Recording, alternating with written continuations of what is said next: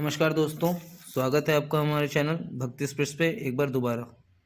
बहुत ही दिनों बाद हम वीडियो लेके आ रहे हैं और आशा करेंगे कि अपना प्यार आप वैसे ही देंगे जैसे पिछले वीडियोस पे दिए हैं। दोस्तों, अभी जो समय चल रहा है वो कठिन समय चल रहा है। इसमें अपना सेहत का ध्यान रखें, ख्याल रखें और भगवान का नाम जपते रहें। आपने देखा है हमारे चैनल पे भक्ति रिलेटेड वीडियोस ज्ञानवर्धक बातें ही रहती हैं, तो अपना प्यार और दुलार ऐसे बनाए रखें और चैनल को लाइक सब्सक्राइब करते रहें। जैसा कि पिछली वीडियो में देखा था हमने पंचगंगा घाट के बारे में बताया था। आइए हम चलते हैं आपको लेके विंध्य महादेव के मंदिर में, जो कि प्रसिद्ध मंदिर है और बहुत ही पुराना है। ये हम मंदिर के अंदर में एंट्री कर रहे हैं। नहीं चलिए आप। और आप देख सकते हैं मीठे मीठे भजनों के साथ में मंदिर के अंदर हम एंट्री किए हैं। ये विंध्य महादेव जी की सजावट है जो कि परंपरागत तरीक़ों से होती रहती हैं। ये ब्रह्मा जी की मूर्ति है जो कि बहुत ही कम जगहों पे देखने को मिलती हैं। आइए अब हम चलते हैं अपने छोटे भाई गौरव तिवारी के साथ में, जो कि आपको विंध्य महादेव जी के ऐतिहासिक पलों के बारे में बताएंगे महंत जी से बात करते हुए। तो महंत जी और हमारे छोटे भाई के बीच के वार्तालाप का ही वीडियो है। आप अपना प्यार बनाए रखें और भगवान विंध्य महादेव के इतिहास के बारे में जानें। आप यहाँ देख सकते हैं विंध्य महादेव जी के श्रृंगार का, जो कि अलग अलग तरीक़ों से किया गया है और अलग अलग मास में किया गया है।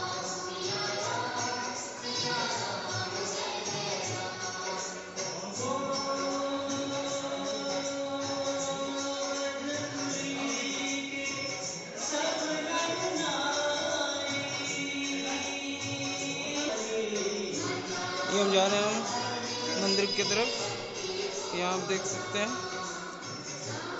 भगवान के शरण पादुका का। ये प्रसाद के लिए पंडित जी बैठे हुए हैं।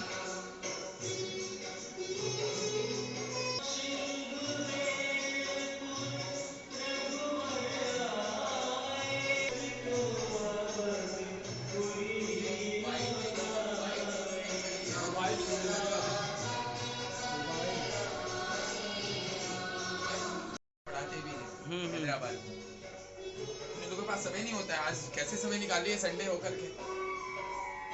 वाह, हैदराबाद में वेद पाठ। हाँ क्यों? मतलब तिरुपति के बच्चे तो वहीं के पड़े होते हैं, यहाँ के बच्चे वहाँ तो फिर बस काशी में क्योंकि काशी को बसाने वाले ही है। कौन है? हम लोग कहते हैं कि काशी है तो विश्वनाथ जी हैं, विश्वनाथ जी हैं तो काशी है। ऐसे ही भगवान विंध्य महादेव का महत्व इस तरह से निकल के आता है लोगों के सामने। देखते हैं कि नहीं, मंत्र भी है ना कि वहाँ का भवानी मणिकर्णिका में काशी का माधव, इस तरह से मंत्र भी है काशी को लेकर। इसमें जैसे आप क्या कहना चाहेंगे भगवान विंध्य महादेव के बारे में, उनकी महत्वता के बारे में, और इनकी प्रतिमा की जागृत प्रतिमा क्यों बोला जाता है? कहा जाता है कि विश्वनाथ जी से भी ज़्यादा जागृत प्रतिमा। मैंने लोगों से सुना, बचपन से सुनते आ रहा हूँ, मैं तो काशी का ही हूँ, बचपन से सुनते आ रहा हूँ। मैं एक पूरे वृत्तांत को पहले शुरू से बताता हूँ। ऐसा बताया जाता है कि कालांतर के पूर्व, मतलब कलिकाल, हम लोग कलिकाल में हैं तो कलिकाल से भी पूर्व की बात है। अग्निबिंदु ऋषि नाम के महात्मा थे, संत थे। उन्होंने 400 वर्ष तक गंडकी नदी है जो मुक्तिनाथ नेपाल में है, बहती हुई है, नेपाल में बहती है, और वहाँ पर उन्होंने 400 वर्ष तक तपस्या की है जल में रह करके। जो कि वहाँ पर इतनी ठंड होती है, उसके बावजूद भी 400 वर्ष तक वहाँ पर रह करके वहाँ पर तपस्या की। और उसके बाद 400 वर्ष के बाद भगवान के उनको दर्शन प्राप्त हुए। दर्शन से आशीर्वाद स्वरूप में भगवान विष्णु, मतलब भगवान विष्णु की उन्होंने इसी स्वरूप के दर्शन प्राप्त किए। जो कि ऐसा कहा जाता है कि वो भगवान से आग्रह करने पर उन्होंने ऐसा कहा कि मुझे आप विग्रह रूप में प्राप्त हुए। 24 साल पूष नक्षत्र में अग्निबिंदु ऋषि को दामोदर कुंड है, वहाँ पर दामोदर कुंड से ये विग्रह तैरती हुई प्राप्त हुई। जागृत विग्रह इसलिए कहते हैं, स्वचल विग्रह इसलिए कहते हैं। जैसे विश्वनाथ है, विश्वनाथ नर्मदेश्वर है, नर्मदेश्वर और शालिग्राम, ये दो में भगवान का आवाहन नहीं करते। हमको गणेश का पूजन करना होगा, ये जानते ही गणेश है, लेकिन उसके बावजूद पूजन के समय इनको इनका आवाहन करना पड़ेगा, इनमें प्राण प्रतिष्ठा करनी होगी। लेकिन शालिग्राम और नर्मदेश्वर में कभी प्राण प्रतिष्ठा नहीं की जाती है। पर ऐसी प्राथमिकता है कि अगर किसी कारणवश अगर गिर करके अगर ये खंडित भी हो जाते हैं शालिग्राम और नर्मदेश्वर, तो उनको कभी खंडित नहीं माना जाता। वो जितने अंग हो गए उतने स्वरूप में उनकी पूजा की जाती है, ऐसी प्राथमिकता है। तो अग्निबिंदु ऋषि ने जब वहां पर तपस्या की तो ये पूरी भगवान की जो विग्रह आपके सम्मुख है, ये पूरी शालिग्राम शिला है, जो कि शालिग्राम आपने ऐसे देखे होंगे, ऐसे में भी नहीं देखा होगा, बहुत रेयर है। ये पूरे ऑल ओवर वर्ल्ड में एक ही विग्रह है जो कि इसको खोलने से भगवान नरसिंह के दर्शन होते हैं, इसलिए इसको लक्ष्मी नरसिंह शालिग्राम कहते हैं। और ये लक्ष्मी शालिग्राम है, ये सुदर्शन शालिग्राम है, और ये दामोदर शालिग्राम है। सब बहुत सारे शालिग्राम होते हैं, जैसे स्वरूप उनके होते हैं वैसे उनके नाम होते हैं। तो अग्निबिंदु ऋषि को यह विग्रह प्राप्त हुई और यहाँ पर लेके आए। तो ये पहले काशी का सबसे पहला नाम है आनंदवन। संकल्प में बोलते हैं ना, आनंदवने महाश्मशाने गौरी मुखे त्रिकंटक विराजिते। तो अर्थात सबसे पहला नाम है आनंदवन। आनंद जैसा हमें पुराणों से प्राप्त होता है, शाखा प्रति शाखा में ज्ञान भी प्राप्त हुआ कि आनंद कहाँ है, भगवान श्री कृष्ण अर्थात विष्णु के चरण में। इसलिए कहते हैं ना, आनंद की अनुभूति करनी हो तो गंगा स्नान करो। इसलिए कहते हैं ना, विष्णुपाद संभूते पापों में हर जाह्नवी, जाह्नवी शरद पुण्या ब्रह्म हत्या निवारणी। गंगा तो बहुत जगह बहती है, लेकिन ऐसा क्यों कहा, काश्याम विशेषण गंगा उत्तर वाहिनी। गंगा काशी में उत्तराभिमुख होने से यहाँ पर भक्ति और मुक्ति और परम मोक्ष की प्राप्ति भी देती है। इसलिए काशी में गंगा की प्राथमिकता सबसे ज्यादा है। और यहाँ पर गंगा चंद्राकार में है, जिसके दर्शन सिर्फ दूर से दर्शन करने मात्र से ब्रह्म दोष भी जिसको लगा और निरंतर वह दर्शन करता हो और उसका मरण हो जाए तो भी उसे गोलोक धाम की प्राप्ति होती है। ऐसी प्राथमिकता है। तो भगवान के इस विग्रह को यहाँ पर लाके बिठाया आनंदवन में अग्निबिंदु ऋषि ने। इसीलिए अग्निबिंदु ऋषि के तपस्या के बाद ये विग्रह प्राप्त हुई। इसीलिए अग्निबिंदु का बिंदु और विष्णु का एक नाम माधव। कहते हैं ना, केशवाय नमः, नारायणाय नमः, माधवाय नमः, अच्युताय नमः, गोविंदाय नमः। ऐसे भगवान के 1008 नाम है। तो दोनों को मिलाया और इनका नाम बिंदु माधव रखा। ये पहले विग्रह उधर में थी जहां पर अभी आलमगीर मस्जिद बनी हुई है, उसको आलमगीर मस्जिद के नाम से जानते हैं, फव्वारे वाली मस्जिद कहते हैं। और यहाँ पर ला करके उस समय औरंगजेब 1669 में यहाँ पे आया तो विश्वनाथ मंदिर से भी पूर्व उसने इस मंदिर को तोड़ा है। लेकिन आज जो कि पुराणों और कल्पनाओं में लोग इसको नहीं मानते हैं, जो कि आज भी पुराणोक्त है। वो अभी जो मोदी जी ने वो पुस्तक निकाली है अपनी, उसके फ्रंट पेज पर भी बिंदु माधव का बहुत सुंदर उन्होंने ऐसा बताया है। उसमें भी बताया है उन्होंने कि बिंदु भगवान विष्णु के अंश से एक बिंदु गिरा जो कि बिंदु सरोवर हुआ। वहां पर अति प्राचीन में विश्वनाथ के पूर्व ये बिंदु माधव स्वरूप में यहाँ विद्यमान है, ऐसा करके उसमें उल्लेख है। जो अभी काशी धाम करके पुस्तक आई है ना, उसमें ऐसा फ्रंट पेज पर ही लिखा हुआ है। उन लोग के पेपर पढ़ने के बाद थर्ड पेज पे बिल्कुल नीचे वो थर्ड कॉलम में लिखा हुआ है बिंदु माधव के बारे में। तो यहाँ पर ला करके जब उन्होंने प्रतिष्ठा की तो उसमें यहाँ का आनंदवन नाम था। जिसमें महाभारत हुआ, उसमें महाभारत अस्सी और वरुणा नदी के बीच में इसको वाराणसी के नाम से जानते हैं। 80 वर्ण और मध्य, ऐसा करके पुराणों में भी सुना होगा। 80 वर्ण और मध्य, 80 नदी और वरुणा नदी के मध्य में बीच में होने से इसको वाराणसी के नाम से जानते हैं। 1669 में जब औरंगजेब यहाँ पर आया तो उसने सबसे पहले यहाँ के नाम को बदला था, उसको वाराणसी से क्या कर दिया, बनारस। तब से यहाँ के 4 नाम है। यहाँ पर ला करके औरंगजेब ने जब वहां से विग्रह तोड़ी, मंदिर को तोड़ा, तो उसमें जो तत्कालीन पुजारी थे, जो शिवाजी महाराज के गुरु कहे जाते थे, उन्होंने इस विग्रह को वहां से निकाला और नीचे जो पंचगंगा है प्रयाग से काशी में आती है, किरणा और धूत पापा नीचे मिलती है, इसीलिए इनको पंच नद्य तीर्थ पंचगंगा घाट के नाम से जानते हैं। वो यहाँ का स्थल पुराण है। काशी में एक दर्शन यात्रा श्लोक भी है, विशेषवम माधवम दंडिम दंडपाणिम च भैरवम वंदे काशी मोहन गंगा भवानी मनोकर्णिका। संपूर्ण काशी यात्रा श्लोक। काशी विश्वनाथ, अन्नपूर्णा, विशालाक्षी, डुंडीराज, गणेश, काल भैरव, दंडपाणि, बिंदुमाधव, सभी का दर्शन, मध्याह्न काल मनोकर्णिका स्नान, काशी यात्रा परिपूर्ण। वो यहाँ का स्थल पुराण है। ऐसा कहने से और दर्शन करने से भी काशी यात्रा का पूर्णतः फल प्राप्त होता है। ऐसा बताते हैं कि इसके पूर्व भी जिसमें यहाँ के सबसे पहले अगर धरती पर किसी ने शासन किया देवताओं के बाद में, तो उनका नाम देवोदास था। भगवान विष्णु के द्वारा प्राप्त हुई कि आप यहाँ से राज्य करिए। राज्य न कर पाने के कारण उन्होंने कहा कि मैं मनुष्यों पर राज्य कर सकता हूँ, देवताओं पर नहीं। तो भगवान विष्णु की उन्होंने तपस्या करके भगवान से आग्रह किया कि भगवान आप सभी लोग काशी को छोड़ दीजिए। तो सभी ने कहा कि मैं काशी नहीं छोड़ सकता। तो अपने अपने आत्म स्वरूप से सभी काशी में अखंडनीय वास करते हैं, इसलिए अकल्पनीय, जो हाथ तक हमारी कल्पना नहीं पहुंच सकती, वो है काशी। मैं जितना बताऊंगा उतना कम है, वो अल्प है। सिर्फ इतना समझिए, जितने कंकड़ हैं उतने शंकर हैं, और जितने हरि मिले उतने हर हैं। यहाँ पर शिवस्य हृदय विष्णु, विष्णु हृदय शिव, दोनों एक दूसरे के पूरक हैं। तो भगवान माता पार्वती ने भगवान शंकर से पूछा कि आप ये आंख बंद करके ध्यान किसका करते हैं? तो उन्होंने कहा मेरा एक ही ईश्वर है, वो है राम। लक्ष्मी ने भी नारायण से पूछा आप सोते हैं तो ध्यान किसका करते हैं? बोले मेरा एक ही ईश है जो शिव है, इसके अन्यत्र दोनों के सिवा मेरा और कोई नहीं है। इस कारण से दोनों एक दूसरे के पूरक हैं। एक मंत्र भी है, सर्व मांगल मांगल्ये शिवे सर्वार्थ साधिके शरण्ये अंबिके गौरी नारायणी नमोस्तुते। दोनों एक दूसरे के पूजा में लगे रहते हैं, तो गुरु की पूजा कैसे होगी? तो माता उमा भगवान विष्णु की पूजा करने के लिए आती है नित्य, क्योंकि उनके गुरु हैं, और यहाँ से माता लक्ष्मी भगवान शिव की पूजा के लिए जाती है, ऐसी प्राथमिकता है। जैसा कि आजकल लोग ये बना दिए हैं, लोग जातिवाद फैलाते हैं, विष्णु शिव को अलग करके भी दिखाते हैं आज के टाइम में। ऐसे टाइम में काशी बहुत बड़ा उदाहरण है इसके लिए। जैसे ऐसा बताया जाता है कि पुराणों में भी है कि जिस समय भगवान ब्रह्मा जी को श्राप प्राप्त हुआ, क्योंकि भगवान शंकर से उन्होंने आग्रह किया कि मेरे सृष्टि नियोजन में मेरा सहयोग करिए। तो सृष्टि नियोजन में उन्होंने सहयोग नहीं करके उन्होंने कहा कि मुझे कहते हैं कि जिसमें भगवान ब्रह्मा जी को श्राप प्राप्त हुआ, तो वो काशी में आए। काशी में आने के बाद में उन्होंने पहले तो कैलाश गए, तो उन्होंने भगवान शंकर से कहा कि विष्णु से कहा, विष्णु से उन्होंने ये आग्रह किया कि प्रभु मुझे ऐसे ऐसे कारणवश मुझे शिव का त्रिशूल मुझे बहुत त्रास देने के लिए मेरे पीछे पड़ा हुआ है। तो भगवान विष्णु ने उसमें अपने मुखारविंद से स्वयं कहा, शिव दो ही मोह सपने नहीं भाव। मतलब तुमने किसी और से विद्रोह किया होता, किसी और से लड़ाई झगड़ा किया होता, तो मैं तुम्हारे साथ होता, लेकिन तुमने मेरे ईश अर्थात शिव से तुमने विद्रोह किया, तो शिव दो ही मोह सपने, तुम मुझे ऐसा मुझसे ऐसी सहानुभूति चाहते हो कि मैं तुम्हारा सहयोग करूं, तो यह असंभव है, क्योंकि मेरे सपने में भी जो शिव का द्रोही है, मुझे वो सपने में भी नहीं भाता। तुम तो प्रत्यक्ष मेरे सामने खड़े हो, इससे तत्क्षण मेरे से दूर चले जाओ। तो भगवान उन्होंने कहा तो कोई उपाय तो बता दीजिए। उन्होंने कहा काशी, शिव कहाँ मिलेंगे? उन्होंने कहा काशी में।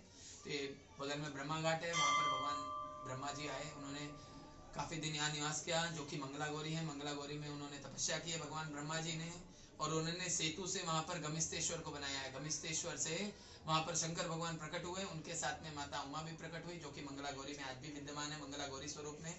उनके सम्मुख वहां पर नारायण साक्षी हुए, सूर्य नारायण के साक्षी होने से ब्रह्मा जी के शरीर में जितना तेज था, उनके शरीर वो तेज क्या हुआ, पसीना बन करके बह गया। तो क्या हुआ, वही किरणा नदी रूप में परिवर्तित हो गया। मैंने बताया ना, किरणा नदी भी है, किरणा और धूत पापा। तो किरणा नदी की उत्पत्ति वहां ब्रह्मा जी के पसीने से हुई है, ये वो पुराण है। और उसके बाद में उन्होंने कहा ठीक है ब्रह्मा, तुम्हारे 5 मुख हैं, पांचों नहीं कटते, एक तो कटेगा।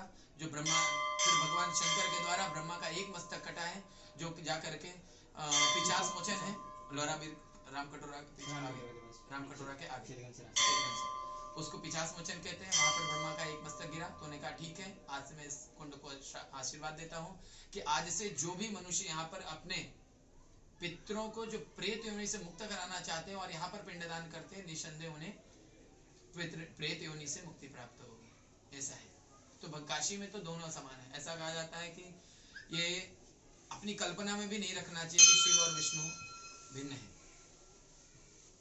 नारायण के स्वरूप से, इसको बिंदु माधव लोग बोलते हैं कि प्रत्येक युग में इनका अलग अलग नाम था, और कलयुग में इनको बिंदु माधव बोला गया। जैसे कलयुग में लोग कहते भी हैं कि दान सबसे बड़ा धर्म है, ध्यान सबसे बड़ा धर्म है, और नारायण को तो भक्त वत्सल कहा गया है, सबसे जल्दी प्रसन्न होने वाले देवता, और सबसे जल्दी, यहाँ तक कि भृगु ऋषि के लात मारने पर भी खुश होने वाले देवता विष्णु थे।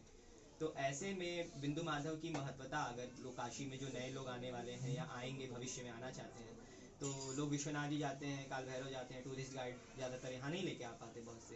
तो ऐसे हम आप उन लोगों के लिए क्या कहना चाहेंगे कि वो लोग यहाँ पर आए, तो मतलब क्या रिचुअल्स उनको फॉलो करने चाहिए बिंदु माधव की पूजा में, दर्शन में? देखिए, मैं तो सिर्फ इतना ही कहना चाहूँगा, जय पर कृपा राम की होई, तही पर कृपा करे सोई। जब भगवान हमारे बिंदु माधव चाहेंगे तो वो कहीं पर भी होगा, वो आ जाएगा। ये हमारे और तुम्हारे विवेक में ऐसा आ रहा है कि लोग नहीं आते हैं, आ नहीं पाते हैं लोग, आ नहीं पाते, नहीं उनको बिंदु माधव बुलाते नहीं, हम तो यही मानते हैं। क्योंकि देखिए, सहजता से अगर कोई चीज प्राप्त होती है, उसका मोल कम हो जाता है। सही बात है। जैसे बहुत से लोग आते हैं, गुरुजी हम 3 बार काशी आए लेकिन कभी बिंदु माधव के दर्शन प्राप्त नहीं हुए, तो हम उनको यही सांत्वना देते हैं, हो सकता है तुम्हारे उसमें पुण्योदय ना होने के हो रहे हो, इस कारण से बिंदु माधव के दर्शन प्राप्त हुए। कितने लोग कहते हैं कि मैंने 27 साल काशी में व्यतीत कर दिए लेकिन अभी भी नहीं। आज ही एक लोग आए थे, उन्होंने कहा मैंने अपने जीवन के 27 वर्ष हो गए, मैं अभी 2 साल से बिंदु माधव को जाना हूँ। हमने कहा कि अच्छी बात है, 2 साल से कम चेतना आ जाए, ठोकर में ही चेतना आ जाए तो अच्छी बात है।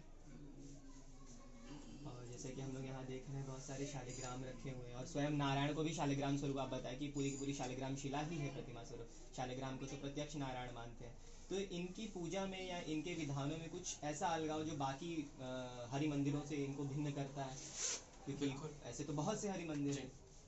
काशी में ये प्रधान विष्णु मंदिर होने से विष्णु मास में, जैसे विष्णु मास कार्तिक मास को विष्णु मास कहते हैं, तो यहाँ 1 मास का पूरा उत्सव होता है। पूरा 1 मास सुबह 4 बजे मंगला, वो तो नित्य हमारे 365 दिन होती है 4 बजे मंगला। कार्तिक मास में विशेष होती है जो कि 4 बजे मंगला होती है। 4:15 बजे भगवान के पूरे श्रीअंग में मक्खन लगाते हैं। भगवान को मक्खन बहुत पसंद है, तो भगवान के श्रीअंग में मक्खन लगाते हैं, उसको नवनीत भी कहते हैं। तो भगवान को पूरे श्रीअंग में मक्खन लगाते हैं। 4:15 बजे मक्खन की आरती करते हैं, उसको हटाते हैं। फिर 5 बजे भगवान के पूरे सर्वांग में श्रीखंड लगाते हैं। श्रीखंड दही से बनता है। उसके बाद दूध के ऊपर मलाई होती है, उस मलाई को काट के भगवान को मलाई के कपड़े पहनाते हैं, उसकी आरती होती है, जो कि वो उसके दर्शन 6 बजे तक होते हैं, उसको हटाते हैं। फिर भगवान को पंचामृत अभिषेक बहुत प्रिय है, दुधाभिषेक और पूरा एक साथ में मिला करके पंचामृत अभिषेक करते हैं। पंचामृत अभिषेक करने के बाद में पूरे भगवान के वो जो सर्वांग में श्रीखंड लगे होते हैं उसको हटाना, साफ करना। फिर भगवान को सर्वांग में इत्र लगा करके अलंकृत करके, जैसे पोशाक वस्त्र भगवान ने पहने, ऐसे पूरा 1 मास पूरा चलता है। और फिर शाम को भगवान के फिर पुनः 8 बजे के बाद में भगवान के वस्त्र फिर बदले जाते हैं। उसमें भगवान धोती और दुपट्टे पर होते हैं और टोपी होती है, अलंकार रहित होते हैं भगवान उस समय। स्वच्छंद जैसे कहते हैं ना, शांत भाव में बस भगवान को सोना है, ऐसे भाव में भगवान होते हैं। प्रबोधनी एकादशी जैसा ऐसा मानते हैं कि प्रबोधनी एकादशी 4 मास के बाद, चतुर्मास के बाद भगवान शयन से उठते हैं, ऐसा भाव है। भगवान सो जाएंगे तो धरती का क्या होगा, ये तो सभी जानते हैं। तो ऐसा भाव है कि भगवान चतुर्मास के लिए सो गए हैं, तो भगवान चतुर्मास के बाद शयन से उठते हैं, तो दर्शन कहाँ देते हैं? शेषशाही पर देते हैं। तो इसलिए भगवान का उस दिन का श्रृंगार भी शेषशाही का होता है। दूर से देखने पे तो ऐसा लगता है कि भगवान शेषशाही पर बैठे हुए हैं और अपने पाँव को लटकाए हुए हैं, कि पाँव के दर्शन मात्र से भी मनुष्य पावन हो जाए। उसके बाद द्वादशी के दिन ऐसी प्राथमिकता है कि भगवान का विवाह हुआ है, क्योंकि अब पहले दिन उठेंगे तो तुरंत विवाह नहीं कर लेंगे, तो द्वादशी के दिन भगवान का यहाँ विवाह उत्सव होता है। तुलसी और शालिग्राम, तो शालिग्राम को तो नगर परिक्रमा के लिए नहीं ले जा सकते, कौन रास्ते में जूता है चप्पल है, तो इसके लिए भगवान की ये उत्सव विग्रह है। ये बिंदु माधव है, गोद में इनके माता लक्ष्मी बैठी हुई है।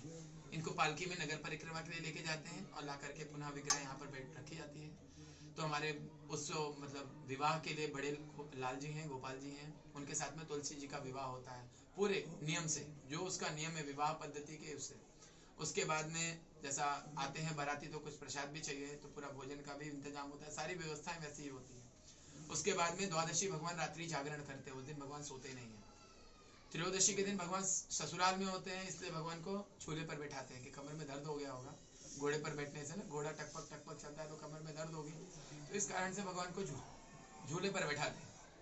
भगवान को उस दिन झूले पर बैठाते हैं। चतुर्दशी के दिन ऐसी प्राथमिकता है कि भगवान बिंदु माधव ने अपने इष्ट भगवान विष्णु शिव को ये पूरी काशी दान में दे दी है। वैकुंठ चतुर्दशी के दिन, उस दिन विश्वनाथ का स्थापना दिवस भी मनाते हैं। वैकुंठ चतुर्दशी के दिन भगवान का यहाँ का अलंकार भी वैसा ही होता है। मक्खन के बाद जो श्रीखंड और मलाई का श्रृंगार बताया, उसमें भी आधा एक तरफ ये सुदर्शन हट जाता है, भगवान उस हाथ में त्रिशूल लेते हैं, हरिहर श्रृंगार। भगवान के एक तरफ पूरा भांग लगाते हैं और एक तरफ श्रीखंड लगा होता है। उस दिन भगवान को उस दिन भोग में भी भांग, खूब बढ़िया भांग लेते हैं। और उसके बाद में भगवान के वस्त्र भी ऐसे, एक तरफ बागंबर एक तरफ पीतांबर। तिलक भी जैसा अभी वैष्णव तिलक लग रहा है, नहीं, उसमें एक तरफ त्रिपुंड भस्म का हो जाता है और एक तरफ वैष्णव तिलक हो जाता है। मतलब दूर से एक भाव स्वरूप भगवान उस दिन जो मुकुट लगाते हैं वो बहुत ही अकल्पनीय, हमारी कल्पना से परे है। वो तुलसी का मुकुट है, क्योंकि अभी असंभव है, देख भी नहीं सकते, कल्पना भी नहीं कर सकते कि तुलसी का मुकुट कैसा। उसमें सर्प भी जो बना हुआ है वो भी तुलसी के काष्ठ से ही बना हुआ है, और उसमें सर्प बना भी हुआ है, और भगवान की जटाएं भी बिल्कुल शिव जैसी जटा हिसाब से वो बना हुआ है। और उस दिन भगवान त्रिशूल और डमरू दोनों हाथ में लेते हैं, और उसी दिन शाम को भगवान को 1 कोटि तुलसी अर्चन करते हैं। ऐसा कहते हैं ना, हृदय भेंट भगवान को हृदय भेंट करते हैं तुलसी। तो भगवान के पूरे सर्वांग में सिर्फ भगवान के मुखारविंद के दर्शन होते हैं, नहीं तो तुलसी जी चारों तरफ से ढकी होती है। ऐसा कहते हैं ना, जिस पति पर पत्नी की चाप होती है वो पति अन्यत्र नहीं जाता है। तो इस कारण से हमारे हरि बड़े शांत हैं, लक्ष्मी की चाप सदैव उन पर बनी रहती है। तो इस कारण से माता वृंदा जो तुलसी स्वरूप में है वो चारों तरफ से भगवान को ढक लेती है कि ये मेरे हैं, ऐसा भाव करके। फिर पूर्णिमा के दिन वही सारे दर्शन पूर्णिमा को सुबह होते हैं, क्योंकि दोपहर में 12 बजे महाअभिषेक होता है, क्योंकि कोई भी आए तो वो अभिषेक कर सकता है 12 बजे से 1 बजे तक ये महाअभिषेक होता है। ये सबसे महत्वपूर्ण बात है कि हम उस दिन सबको यहाँ तक आने देते हैं, स्पर्श नहीं करने देते हैं, लेकिन अभिषेक के लिए स्वतंत्र होते हैं। और उसके बाद में भगवान को उस दिन हाथी पर श्रृंगार करते हैं, क्योंकि यहाँ कर काशी के वो राजाधिराज हैं, राजा आज भी हाथी पर विद्यमान होते हैं। तो यहाँ भगवान हाथी पर उस दिन बैठते हैं और ऐसा भाव करते हैं। पूरी काशी हमने दीपदान, मतलब काशी में दीपदान जो होता है ये पंचगंगा की सबसे अपनी कल्पना से भी परे है। अहिल्याबाई होलकर ने भी यहाँ पर 2000 दीपक दान किए हैं, नीचे लगे हुए आज जो पत्थर के हैं, जो कि आज वो कोई बना भी नहीं सकता है। तो 2 आकाश दीप, मतलब वो 1000 दीपक हैं आज भी नीचे। तो अहिल्याबाई ने उस समय में, मतलब बिंदु माधव रहे होंगे तब, तो वो कब की बात है, तो उस समय उन्होंने 1000 दीपक लगाया। उसमें ऐसा भाव करते हैं भगवान, हमने आपको सुसज्जित मतलब अलंकार कर दिया है, आपको आरुण्य भी कर दिया है हमने हाथी पर। अब आप अपने काशी को देख करके आइए, जैसी थी वैसी है या नहीं है। मैंने दीपों की गागर से आपकी काशी को सुअलंकृत कर दिया, मतलब दोबारा श्रृंगार किया, तो आप देख करके आइए। तो भगवान ऐसा भाव करते हैं, जब तक घूम के आते हैं भगवान को 7 बजे तक अन्नकूट, क्योंकि घूमने के आने के बाद सबको भूख लगती है, तो भगवान को 56 भोग करते हैं। तो 56 भोग से कार्तिक का समापन भी करते हैं, ये भी भाव है। और भगवान को उस दिन स्वतंत्र होते हैं भगवान की, जब तक इच्छा, हमारे यहाँ रात भर अन्नकूट रहता है, जो इच्छा वो खाए, मीठा नमकीन पापड़ जो भी खाना है वो सब खाए। सुबह भर वो प्रसाद जितने भी भक्त आते हैं बिना किसी सुविधा शुल्क के वो प्राप्त भी कराए जाते हैं। बिंदु माधव की परंपरा बड़ी फेमस रही है बहुत लोगों में, काशी में लोगों में। हम खुद भी आए हैं 12 से 1 के अभिषेक में, तो उसके बारे में अगर आप थोड़ा सा बताएंगे तो बहुत अच्छा लगेगा, क्योंकि मैंने खुद भी उसको किया है, तो एक आत्मीय भाव उससे जुड़ा हुआ है। इसकी प्राथमिकता क्या है ना, लोगों को देखिए, जीव परमात्मा अंश है। सबसे पहली महत्वपूर्ण बात यह है, जीव परमात्मा के अंश है। और ये स्वच्छंद बिंदु माधव शालिग्राम स्वरूप में होने से, जैसे और किसी विग्रह में भगवान का पूजन करते समय या कभी भी प्रतिष्ठा होती है तो उसमें भगवान का आवाहन करते हैं, तो इनमें आवाहन करने की आवश्यकता नहीं है। तो अगर भगवान के वास्तविकता है कि अगर अभिषेक करते समय भगवान के मुखार बिंदु को देखो तो भगवान के, ऐसा कहते हैं ना, मुस्कान निरंतर वो बढ़ती रहती है। ये सबसे बड़ी प्राथमिकता है अभिषेक के समय दर्शन करने की। बाकी मंदिरों में भगवान को, इवन विश्वनाथ मंदिर में भी भगवान को छूने नहीं दिया जाता, आज बैरिकेटिंग लगा हुआ है। लेकिन जैसे आपने बताया कि लोग यहाँ अभिषेक करते हैं, मैंने भी करके देखा है, लोगों ने किया, तो ऑब्वियस ही बात है कि लोग करते हैं तो टच तो होता ही होगा प्रतिमा, कितना भी इंसान बचा ले वो तो हो ही जाता है। लेकिन थोड़ा बाउंडेशन करते हैं इट में भी, जैसे चमड़े का बेल्ट नहीं होना चाहिए, सॉक्स नहीं होनी चाहिए, टोपी लगा के अंदर नहीं आना, वो सारी जो भी प्रोसेस है वो हम लोग फॉलो करते हैं। अब ये तो इतना नहीं कर सकते कि सब सोने में आओ, क्योंकि बहुत कहते हैं, अगर परमात्मा से अगर लोगों को विमुख करना है तो बहुत सारे बाउंडेशन लगाए जा सकते हैं।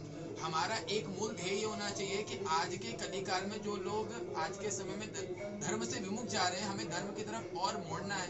इस कारण से बहुत ज्यादा हम इंस्ट्रक्शन नहीं लगाते ताकि सभी आ सके, सभी आ सके और कर सके, क्योंकि वही तो एक बहुत महत्वपूर्ण दिन है। उस दिन भी इतना ज्यादा इंस्ट्रक्शन लगाएंगे तो नहीं हो सकता। और भगवान को सबका दर्शन प्राप्त हो, सब चीज़ बहुत ज़्यादा जरूरी होता है। काशी में बिंदु माधव के महत्व को आपने बताया जैसा कि, और ये भी बताया कि बिंदु माधव साक्षात शालिग्राम शिला। आशा करते हैं कि आपको हमारा वीडियो पसंद आया होगा, तो अपना प्यार और दुलार ऐसे बनाए रखिए, और चैनल को, वीडियो पसंद आए ऐसे वीडियो देखने के लिए चैनल को लाइक, सब्सक्राइब और शेयर जरूर करें। आपका कमेंट्स हमें और बेहतर वीडियो लाने के लिए प्रेरित करते हैं, तो आप अपना बहुमूल्य कमेंट्स प्रदान करके वीडियो में ज़रूर बताएं हमें। लाइक, सब्सक्राइब और बेल आइकन जरूर प्रेस करें। धन्यवाद।